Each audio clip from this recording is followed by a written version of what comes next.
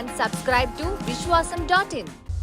పొత్తులో బీజేపీకి ఇచ్చిన 10, జనసేనకు ఇచ్చిన 20కి పైగా స్థానాల్లో వైసీపీ గేమ్ ప్లాన్ చూసి టీడీపీ నాయకత్వం ఉక్కిరి బిక్కిరయ్యే పరిస్థితి వచ్చేసింది. ఓ పక్కన 3 పార్టీలు పూర్తిగా జెల్ కాలేదు. ఎందుకు కలిశారో, ఎందుకు కలవాల్సి వచ్చిందో, 3 పార్టీలను ఏకం చేసిన అసలు లక్ష్యం ఏంటో ప్రజలకు చెప్పాల్సిన బాధ్యత కూటమి మీద ఉంది కానీ ఇప్పటి వరకు చెప్పనే లేదు. ఒకవేళ జగన్ను ఓడించడమే లక్ష్యం అంటారేమో, అప్పుడు అది పూర్తిగా రాజకీయ స్వార్థం అవుతుంది కదా. అలాంటప్పుడు పొత్తులో సిద్ధాంతాలు, రాష్ట్ర ప్రయోజనాలు లేవని టీడీపీ ఒప్పుకున్నట్టు అవుతుంది కదా. చంద్రబాబు ఇప్పటి వరకు పొత్తు లక్ష్యం ప్రకటించలేదు. 3 పార్టీల కూటమికి ఉమ్మడి స్లోగన్ లేదు. కనీసం వారం 10 రోజులకోసారైనా 3 పార్టీలు కలిసి ఒక్క సభ కూడా పెట్టడం లేదు. వీటిని బట్టి చూస్తే పొత్తు ఇంకా గాడిన పడలేదు. 3 పార్టీలు కలిసి పని చేయట్లేదు. అంతా అతుకుల బొంతలాగానే ఉంది అని అర్థమైపోతోంది. ఇదే అదునుగా జగన్ పార్టీ పంజా విసురుతోంది. బీజేపీ, జనసేన పోటీ ఉన్న నియోజకవర్గాల్లో పక్క పార్టీ నాయకులను రెచ్చగొడుతోంది. రాజీనామాలు చేయించి ఆ పార్టీ నాయకత్వాల మీద నెగిటివిటీ పెంచుతోంది. విజయవాడ వెస్ట్ సంగతి తీసుకోండి.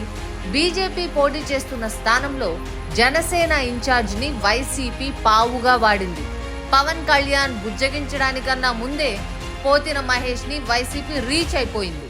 మన పార్టీలో ఉండి కోర్టులుగా వెళ్ళిపోతానంటే మీరు నన్ను వ్యక్తిగతంగా ఏదైనా తిట్టండి, పొత్తు ధర్మాన్ని మటు ఆ స్ఫూర్తిని చంపకండి. అలాంటి వ్యక్తులు ఎవరన్నా కూర్చొని ఉన్నా కానీ భవిష్యత్తులో కానీ సమీప భవిష్యత్తులో కానీ ఖచ్చితంగా క్రమశిక్షణ చర్యలు తీసుకుంటాం. ఇదో ఎగ్జాంపుల్ మాత్రమే. బీజేపీ, జేఎస్పీ పోటీలో ఉన్న 30కి పైగా స్థానాల్లోనే కాదు, టీడీపీ పోటీ చేస్తున్న స్థానాల్లో కూడా కొద్దో గొప్పో జనసేనకు బలం ఉంటే అలాంటి నేతలందరినీ వైసీపీ లాగేస్తోంది. వైసీపీకి బ్యాక్ రూమ్ మేనేజ్మెంట్ పటిష్టంగా ఉంది. నియోజకవర్గాల వారీగానే కాదు, వార్డులు, డివిజన్లు దాటి పోలింగ్ బూత్ స్థాయి వరకు వెళ్ళగలగటం జగన్ బలం. జగన్ బలాన్ని ఎదుర్కోవడానికి టీడీపీ ప్రయత్నాలు సరిపోవట్లేదు. ఎన్నికలకు దాదాపు ఇంకా 4 వారాల సమయమే ఉంది. ఇప్పటికైనా మైనస్లు కవర్ చేసుకోకపోతే టీడీపీకి డేంజరే.